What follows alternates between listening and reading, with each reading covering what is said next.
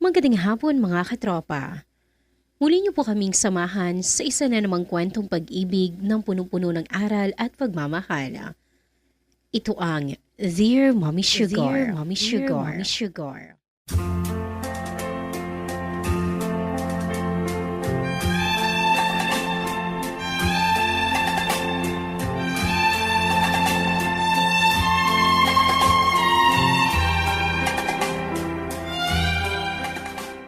Dear Mommy Sugar, ako po si Miguel. Palagi akong pinupuri ng mga tita, tito, ninang at ninong ko. Ang lagi nilang puri sa akin, matalino, mabait, masipag, talented at malayo ang mararating sa buhay. Sobrang sarap marinig ang mga papuring yun, Mommy Sugar. Kaso nga lang, simula bata pa ako, yan na ang naririnig ko. Nakapagtapos na kasi ako lahat-lahat, parang yun pa rin kasi ang laging sinasabi sa akin. I mean, wala bang nagbago sa akin? Like, yung itsura ko.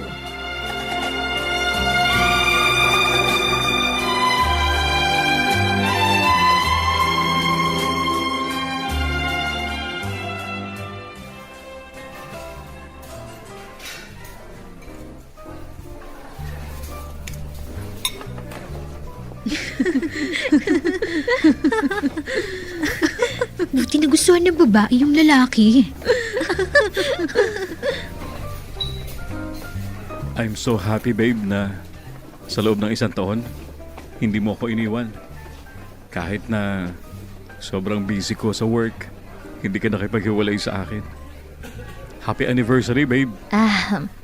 Miggy, may sasabihin sana ako sa'yo. Will you marry me? Miggy, I'm so sorry. Kasi, Ito, isuot mo. Oh, ayan. Bagay sa'yo ang singsing. Miguel! Ano ba? Clara, hindi ka na ba masaya sa relasyon natin? Relasyon? Anong relasyon? Wala tayong relasyon, Miguel. Walang tayo. I'm sorry, Miguel. Hindi ikaw ang tipo ko. Pasensya ka na. Sinubukan ko namang mahalin ka. Kasi, yun ang sabi ni Mommy. Makakatulong ang family mo sa progress ng company namin. Kaso, Ano? Ano? Magsalita ka. Sabihin mo. ayoko sa'yo.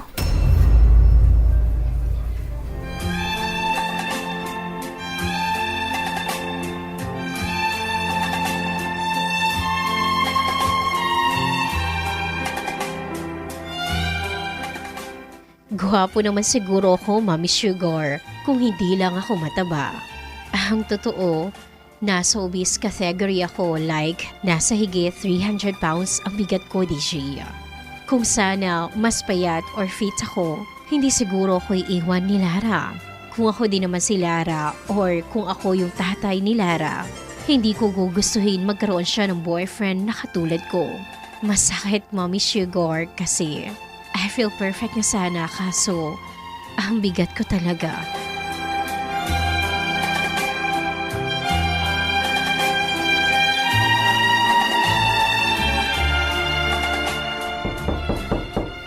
Miguel! Anak! Miggy! Anak, gumising ka na dyan!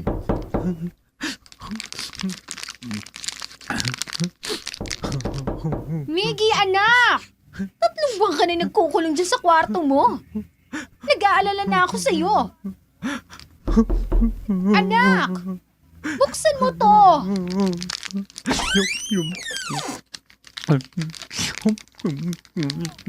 Anak naman! Ano ba to? Ay, sobrang kalat ng kwarto mo, anak. Puro soft drinks tong iniinom mo, ah. Tapos ano to? Ay, puro junk foods. Anak, mag-move on ka na. No, Mami. Hindi ako mag-move on hanggat hindi ako nakakaganti sa kanya. Gusto kong magsisi siya sa ginawa niya. Gusto kong makita sa mga mata niya ang mga luha at panghihinayang na may kasamang pagsisisi. Promise, Mami. Magpapapayat na talaga ako. Anak, ilang taon mo lang sinasabi yan eh. Huh? Sige na, halika na. Bumalik ka na sa trabaho mo. Kailangan ka ng daddy mo sa kumpanya natin. No, Mami. Sigurado na ako ngayon. Magpapapayat na talaga ako. Hulog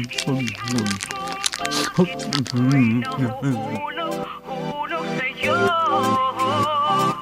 Hindi alam kung bakit ako'y nahuhulog sa'yo.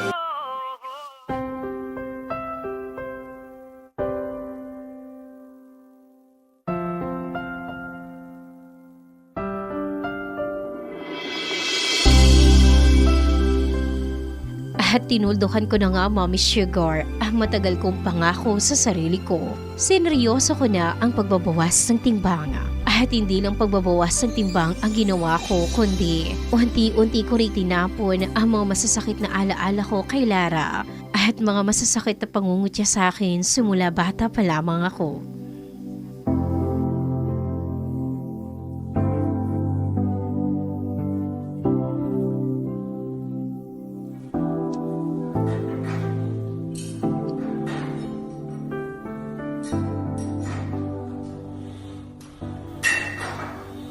Sige, tuloy lang sa push-ups. 96. Go! 97. 98! 99! Yes! 100.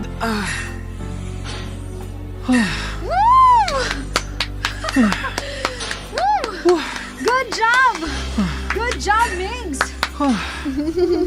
Hi, Migs! Hi, girls. Hoy! Gym to. Ano ba? Lalandi ng mga batang to.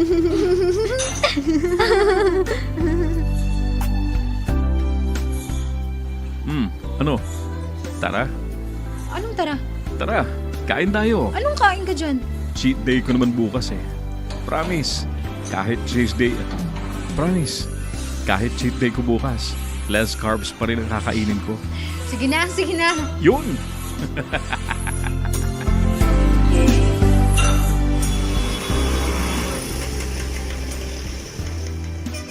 Para. Dito na lang po, kuya. Oh, bayad oh. Oh, anak. Mano po, ma? Lagi ka na lang inuumaga dyan sa trabaho mo. Nay, huwag na ho kayo mag-alala sa akin.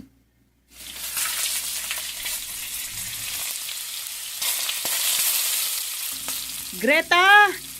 Luto na ba yan? Bilisan mo, dumating ng ate mo. Hoy, Gigi.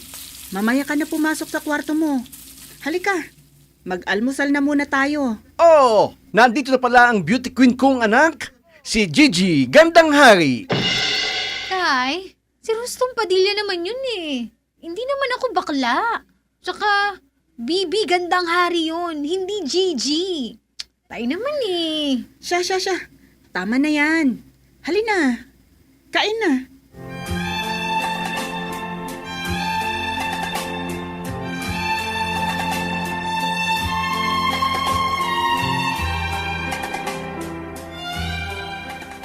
At siya naman ang personal trainer ko, Mommy Sugar, si Gigi. Actually, siya ang personal trainer ng mami ko before.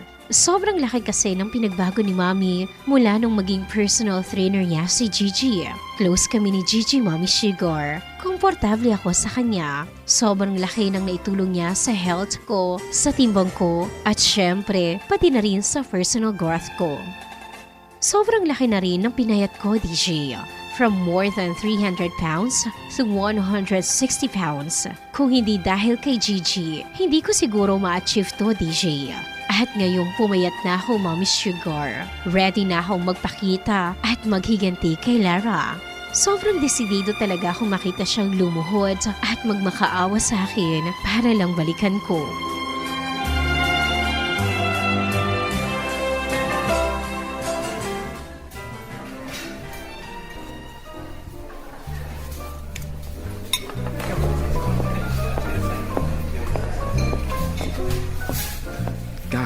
anong gawin mo. Kahit lumuhod ka pa sa harap ko. At kahit umiyak ka pa ng dugo, hindi na kita babalikan. Ang pangit. Eto naman, kinakabahan na nga ako eh. Masyadong OA ang emotions mo. Paano ba kasi dapat? Ay, naku. Alam mo, hindi ako pumayag sa alok ng mami mo na papayatin ka para lang sa isang tao. Okay pa nga sana kung dahil sa kanya eh. Pero kung para sa kanya, hindi dapat ganun yun, Migs. Dapat, laging para sa sarili ang pagbabago. Siguro di rin naman dahil sa kanya. Hindi ko na naman to gagawin. Ang hirap kaya mag-diet, mag-workout. Ayos, kaya ang dami mga clients namin sa gym na bigla-biglang nawawala. Tapos ilang buwan, babalik. Tapos, ang bigat-bigat ulit. Kasi nga, laging ganyan ang mindset. Gusto ko lang namang magiganti. Alam mo, walang nananalo sa paghihiganti. Sa huli, matatalo't matatalo ka, Migs. Suportahan mo na lang ako. Ay, pero pag umiyak ka ulit, bahala ka sa buhay mo. Gigi? James? Ikaw na ba yan? Grabe! Ang laki ng pinagbago mo. Ang laki ng pinayat mo. Alam mo, mas gumanda ka, Gigi. Oh, I'm sorry. Naistorbo ko ata kayo. Boyfriend mo? Ano? No. Mabuti naman kung ganon. Anong ginagawa mo dito? Dito kasi ako tatrabaho. Ako na ang bago manager dito sa Hotel Alejandro. Manager? Manager ka na ngayon? Oo, Gigi. Nga pala. Pwede ko bang kunin number mo kung okay lang sa'yo? Huwag mong ibigay. Ito. Ay, Salamat, Gigi. Tawagan kita mamaya, ha? Sige. Hoy, nababaliw ka na ba? Bakit mo binigay yung number mo? Sino ba yun? Si James? James? Sino yun? Siya kasi yung first and last boyfriend ko eh. Actually, siya yung dahilan kung bakit din ako naging ganito ka-fit. Nagpapayat ako dahil sa kanya.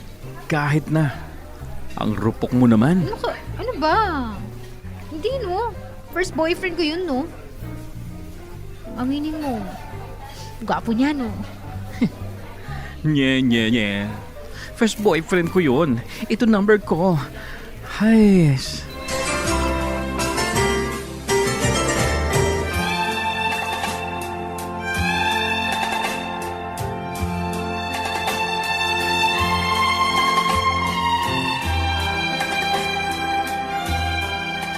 Tulad ko, dahil din sa isang tao ang dahilan kung bakit kinaya ni Gigi na baguhin ang kanyang sarili.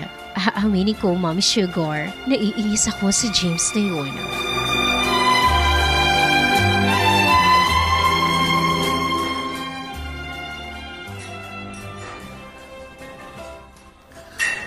Uh, 45, 46, 47,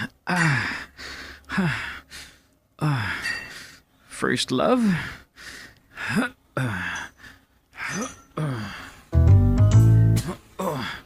First boyfriend? Ang kapal naman ng mukha niyang kunin pa yung number ni Gigi. Pagkatapos niyang iwan si Gigi ng ganun-ganun lang. 45. Teka, saan na ba ako?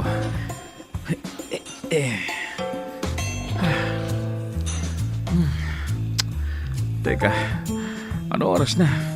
Bakit wala pa rin siya? Hello, Migs? Hoy, bakit ang tagal mo ha? Nakatatlong sets na ako ng push-ups dito. Hanggang ngayon, wala ka pa rin. Yun na nga eh. Nakalimutan ko sabihin. May emergency kasi eh. Ano nangyari? Kasi si James, bigla siyang pumunta dito sa bahay. Gusto niya akong bisitahin. Si James na naman? Oo. Gusto niya akong bisitahin. Halika, James. Anak, pasok ka. Ay nako, anong oras ka ba? Hello? Gigi? Ice! Nakakainis.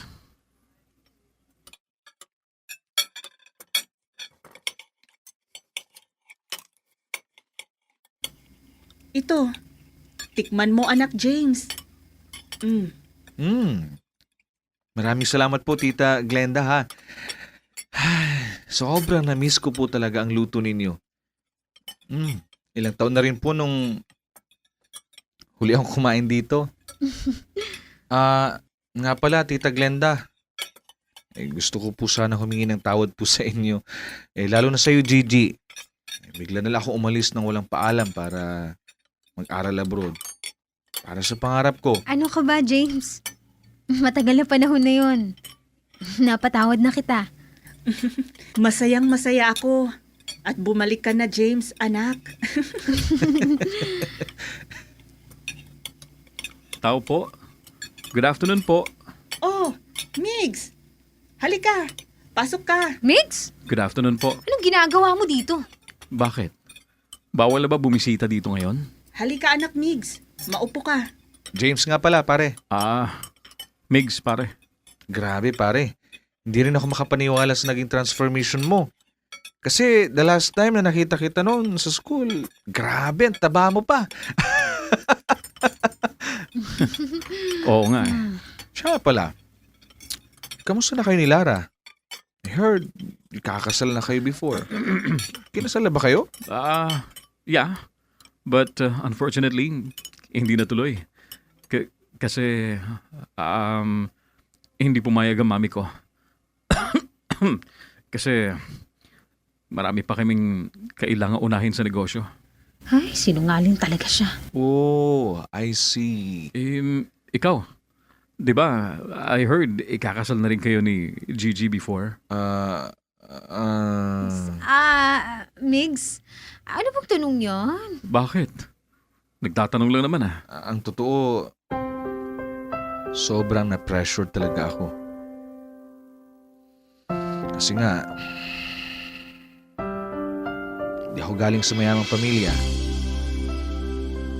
Takot ako na baka hindi ko maibigay mga kailangan mo, Gigi.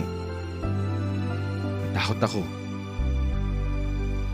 Takot akong maulit ang nangyari sa pamilya ko. Iniwan kami ng tatay ko. At sobrang naghirap kami ng mama ko. Kaya umalis ako nang walang paalam sa'yo, Gigi. Ngayon, maayos na lahat. Kahit saang simbahan pa yan, Gigi, kayang-kaya na kitang pakasalan. Ay! Grabe!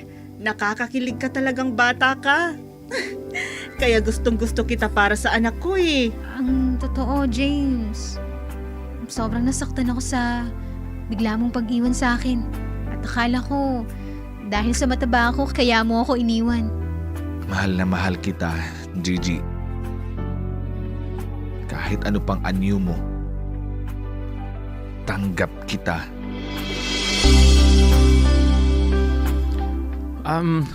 Wala ba kayong chili oil dyan?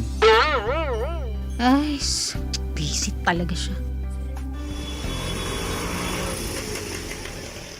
Balik ka na lang dito, anak, ha? Ingat ka. Opo, tita. Maraming salamat po, Tita Glenda.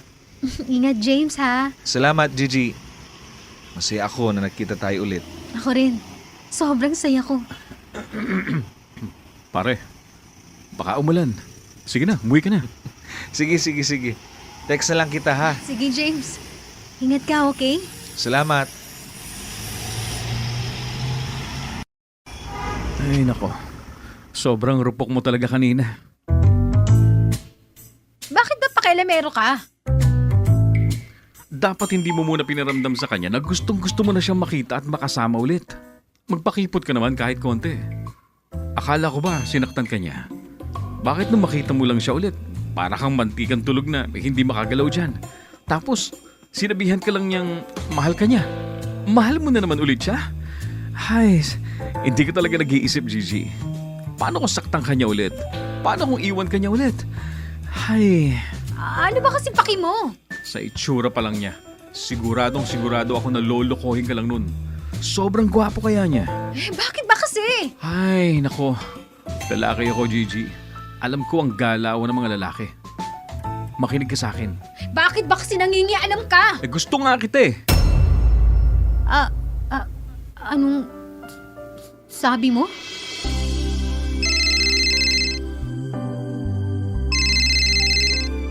Hi, Miggy.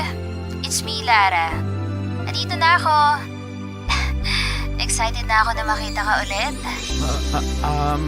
Yeah, sure. I'll be there in 5 minutes. Sobrang saya ko nung nag-message ka sa akin. Sobrang namimiss na din talaga kita. Gustong-gusto na rin kitang makita ulit. I miss you. I miss you. Akala ko ba gagantihan mo siya. Pero ikaw pa pala tong nag-message sa kanya. Sige na. Inaantay ka na ni Lara mo. Balikan mo siya. Mas bagay ka na ngayon sa kanya. Gigi, wait. Sandali. Gigi!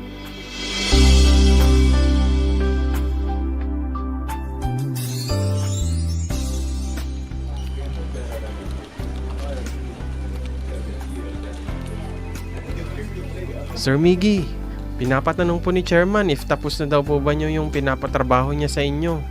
Last week pa daw po kasi yun, sir eh. Sir Miggy! Sir Miggy! Oh, yes. I'm sorry. Ano ulit yun, Brent? Pinapatanong po ni Chairman if tapos na daw po ba niya yung pinapatrabaho niya sa inyo. Last week pa daw po kasi yun, sir eh.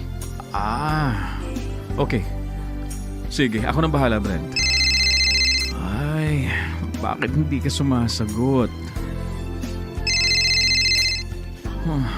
Ilang araw na kitang tinatawagan.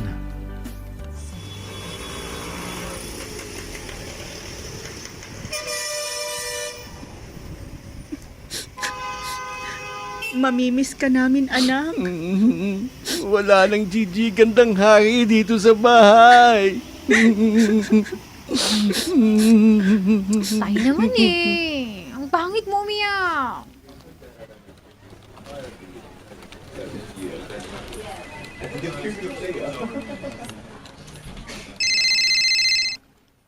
Hello? Sino to? Hello? Si James to, pare. Nasabi na sa'yo ni Gigi? Ha? Ang alin?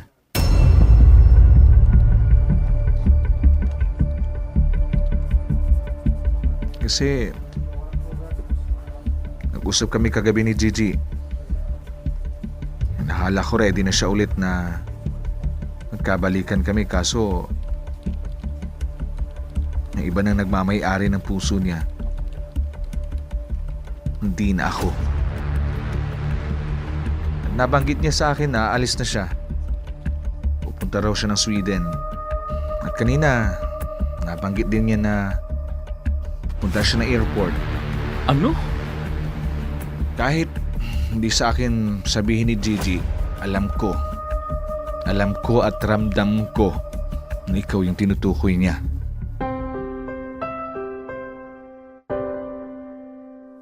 Mahal ka niya, Miggy. Sige na, bilisan mo. Habulin mo siya.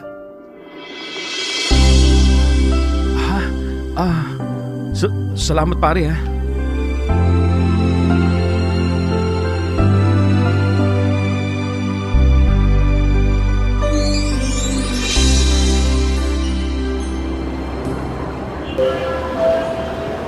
Final call for boarding. Final call for boarding for the last remaining passengers. Last remaining passengers. Gigi, nasaan ka na ba? Bakit hindi ka sumasagot sa tawag ko?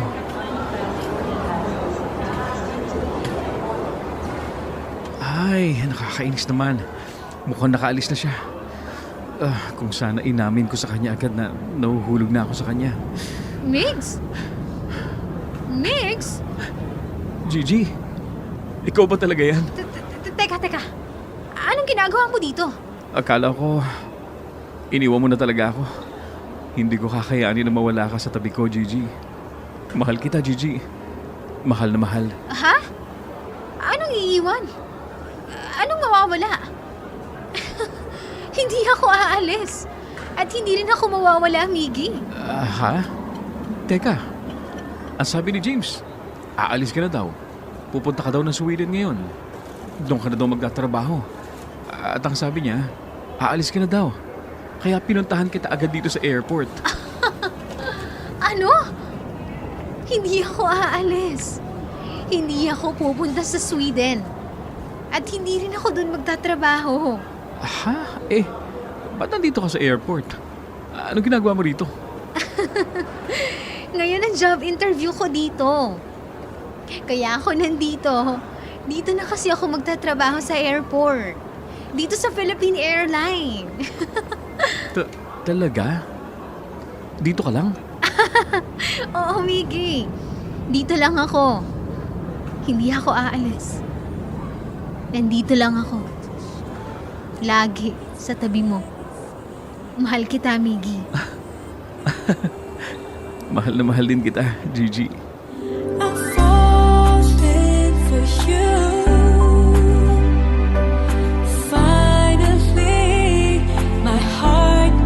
Finally, Mommy Sugar. Finally, my heart gave in and I finally know how it truly feels. Mas masarap talaga magmahal ng taong tanggap na tanggap ka kahit ano pa man ang anyo mo. Sa totoo lang, kay Gigi ko lang talaga naramdaman ang tunay na kahulugan ng pag-ibig. Pag-ibig na hindi basta-basta matitimbang at masusukat na kahit anong material na bagay o anumang pwedeng makita ng ating paningin. Pag-ibig na walang kasing bigat, walang kasing laki, at walang kasing lalim. Yan ang pag-ibig na meron kami ngayon ni Gigi.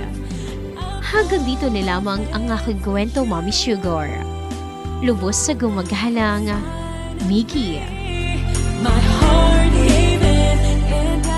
Mga katropa, sabi nila, love is not about the color, size, weight, and sabi din nila, love has no gender. At sa kwentong napakinggan natin ngayong hapon, pinatunayan nito na ang pag-ibig ay kailanman hindi masusukat, matitimbang at mabibilang. Tulad ng dami ng bituin sa langit, tulad ng lalim ng karagatan, at tulad ng mga patak ng ulan, hindi masusukat, hindi matitimbang, at hindi mabibilang. Dahil ang tunay na pag-ibig ay walang hanggan. Ito ang Dear Mommy Sugar. Pasalamatan po natin ang mga boses sa likod ng ating makabulahang kwento ngayong hapon ito. Katropang JV Viola bilang Mickey. Katropang DJ Barbecue bilang Gigi. Katropang Edmore Galingana bilang James. Katropang Alfred de la Cruz bilang Lara.